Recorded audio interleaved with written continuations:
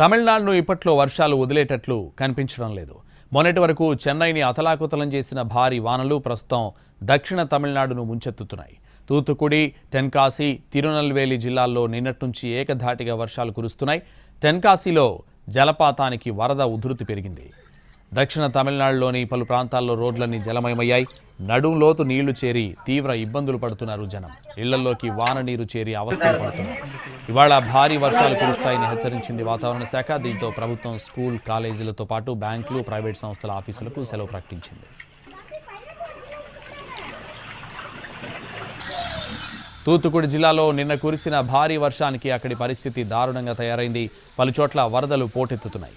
రోడ్లపై నీరు నిలిచి రవాణాకు ఆటంకాలు ఏర్పడుతున్నాయి.